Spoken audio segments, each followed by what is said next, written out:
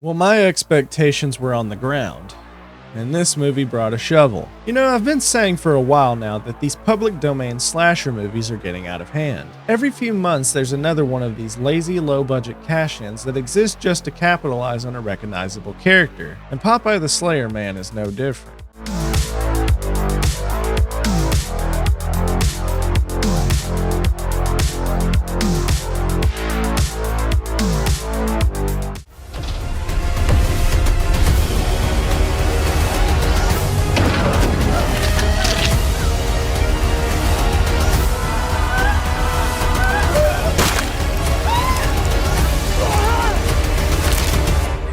Monster! I am what I am.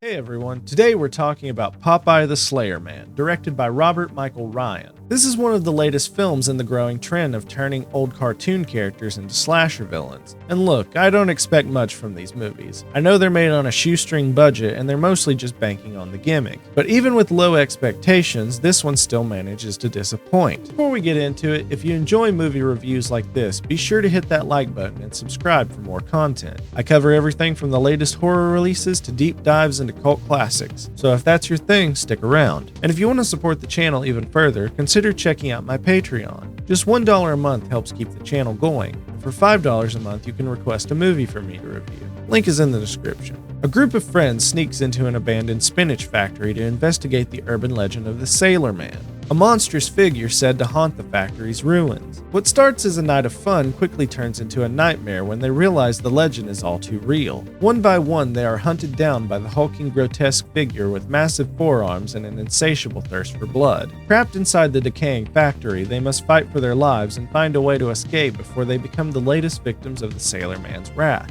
Let's start with the one thing this movie actually does decently: Popeye's design. Now don't get me wrong, the execution isn't great because the makeup effects are cheap, but the idea behind it is solid. He looks like a twisted, monstrous version of the character, which is exactly what you'd want from a movie like this. There are a few moments where they use his silhouette in the shadows, and those are actually effective. In fact, the less of you see him in full light, the better. But that's pretty much where my praise ends. Everything else in this movie is a mess. First, let's talk about the kills, because if you're making a slasher movie, the kills have to deliver, and they don't. The biggest issue is that they're boring and repetitive. There are at least 4 head crush kills, and every single one of them looks bad. Even when they try to get creative, the gore effects are cheap and unconvincing. And to make matters worse, they rely way too much on aftermath shots instead of showing the kills as they happen. A great slasher knows how to make the kills the main event. This one just cuts away and hopes you didn't notice how bad everything looks. Then there's the acting. It is rough. The dialogue is some of the most painfully bad writing I've heard in a while, filled with stilted, on-the-nose exposition and cringeworthy attempts at humor. Characters constantly state exactly what's happening in the most robotic way possible, leaving no room for natural conversation. It feels like the script was written in one draft with no effort to refine or make the dialogue sound remotely human. On top of that, the performances are terrible across the board. Nobody here brings any energy or personality to their roles. It's just actors lifelessly reading their lines, completely failing to sell even basic emotions like fear or urgency.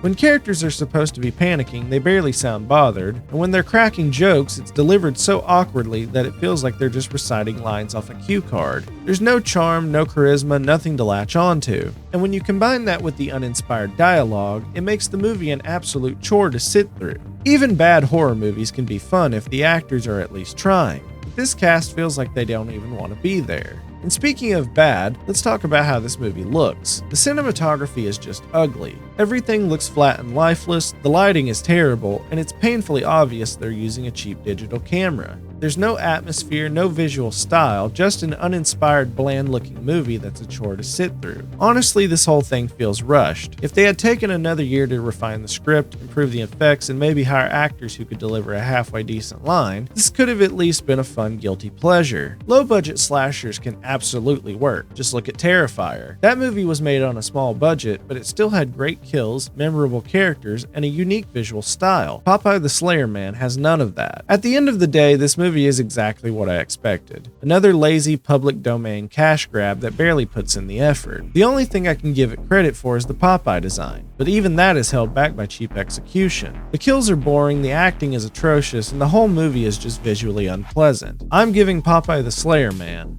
a 1.5 out of 5. But what do you guys think? Have you seen Popeye the Slayer Man? Are you over these public domain slasher movies, or do you still get some enjoyment out of them? Let me know in the comments, and as always, if you enjoyed this review, be sure to like and subscribe for more. And if you want to go the extra mile in supporting the channel, check out my Patreon. Just $1 a month helps keep the channel running. For $5 a month, you can request a movie for me to review. Link is in the description. Thanks for watching, and I'll see you guys in the next one.